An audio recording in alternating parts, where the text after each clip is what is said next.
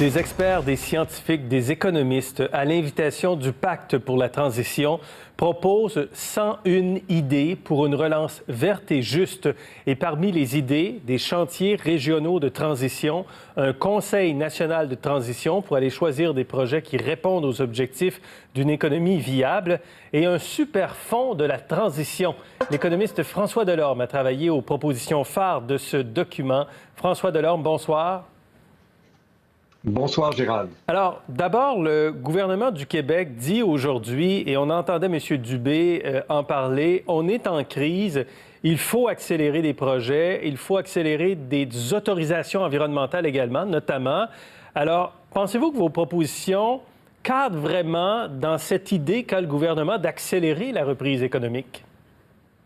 Bien, je pense que nos propositions cadre dans une certaine reprise économique qui est un plan de relance, comme on l'a baptisé, vert et juste. Et je pense que c'est important d'orienter nos efforts en ce sens. On ne veut pas retourner à l'ancien modèle économique quand on a des exigences au niveau climatique qui sont prépondérantes. Alors, c'est sûr que nous, ce qu'on propose, les 101 initiatives s'inscrivent dans un axe de développement économique qui est quelque chose de contemporain, qui répond aux exigences de la lutte au changement climatique. Oui, mais le gouvernement doit faire des choix en ce moment pendant qu'il y a des gens qui sont au chômage. Et son objectif affiché, c'est de revenir aussi à l'équilibre budgétaire d'ici 3 à 5 ans. Est-ce que les efforts de transition écologique, selon vous, pourraient être largement réduits justement par les effets de la crise? Bien, c'est des arbitrages qui sont intéressants. Je pense que la lutte au changement climatique demande d'avoir une focale, une perspective d'un peu plus à moyen terme. Et je comprends très bien que le gouvernement veuille revenir, en tout cas c'est ce que le ministre nous dit, de revenir rapidement de 3 à 5 ans à l'équilibre budgétaire, mais je ne pense pas que ça soit nécessaire.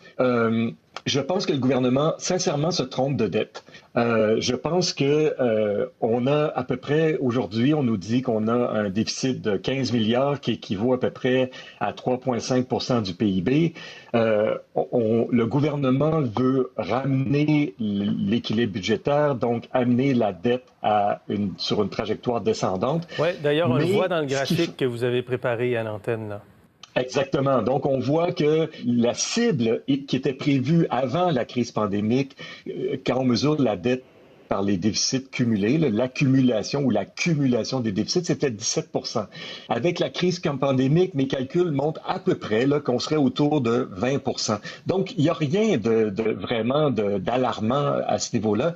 Si on décide de ramener le déficit à zéro et donc de diminuer la dette, ça veut dire que ça nous empêche d'investir de façon colossale et importante dans la lutte à la transition écologique. Et donc, c'est une autre dette qu'on va léguer aux générations futures, à nos enfants, à nos petits-enfants.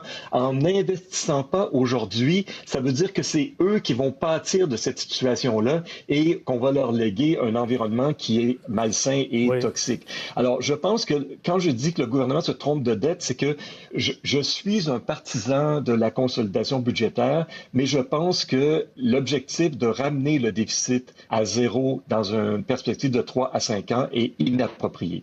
C'est trop rapide. C'est trop rapide et je ne voudrais pas qu'on recommette l'erreur qu'on a faite en 2015-2016 où le gouvernement s'est engagé dans une période d'austérité pour les mêmes motifs, pour les mêmes raisons. Et on arrive à quoi aujourd'hui? On arrive à des soins aux aînés qui sont déficients, des CHSLD où on est obligé de gérer en catastrophe. Et je pense que c'est un résultat de notre mauvaise gestion, si vous voulez, en 2015-2016. Alors, on arrive exactement à la même chose aujourd'hui par rapport au vieillissement. C'est pas le temps de désinvestir quand on va avoir une proportion importante de nos aînés dans les prochaines années qui vont représenter la proportion de la population. Et c'est la même chose pour la lutte au changement climatique. La dette financière et la dette environnementale, c'est deux dettes, mais Oui. qui n'encourent pas les mêmes besoins au niveau de l'iniquité intergénérationnelle. Et donc, vous proposez un fonds, un super fonds pour la transition qui serait alimenté par des obligations vertes, des obligations de la victoire, mais vraiment de l'endettement du gouvernement, mais dédié, en fait, les sommes seraient dédiées véritablement à la transition écologique. En quoi c'est différent de ce qui existe déjà quand on pense au fonds vert, par exemple? Ben, je veux dire, je pense que il y a plusieurs choses, là. Les 101 propositions que l'on fait touchent le transport, Oui. l'industrie, le bâtiment, l'agriculture, mais une des propositions importantes, c'est comment est-ce qu'on va financer ça. Et le super fonds de transition, les obligations vertes, seraient des obligations qui seraient spécifiquement dédiées à la transition écologique. Et donc, à ce moment-là, ça correspond aux besoins de financement du gouvernement avec le même niveau de reddition de comptes et d'imputabilité. C'est juste que ces fonds-là sont dédiés à la transition écologique et seraient donc investis dans des projets pour lesquels il y aurait une reddition de comptes au niveau de la lutte au changement climatique et à la diminution de la croissance des GES ou la réduction des GES. Mais François Delorme, est-ce qu'il n'existe pas déjà le fonds vert qui a cette fonction de dédier des sommes à des projets verts? Oui, mais Gérald, c'est vrai, mais la dernière vente aux enchères de mai a montré qu'il y a seulement 37 des crédits de carbone qui ont été achetés.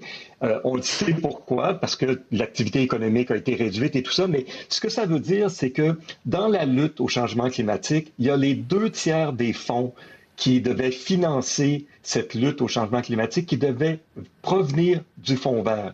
Alors, ce que ça veut dire, c'est qu'il va avoir besoin de fonds supplémentaires pour financer la lutte au changement climatique, puisque le fonds vert ne sera pas suffisant.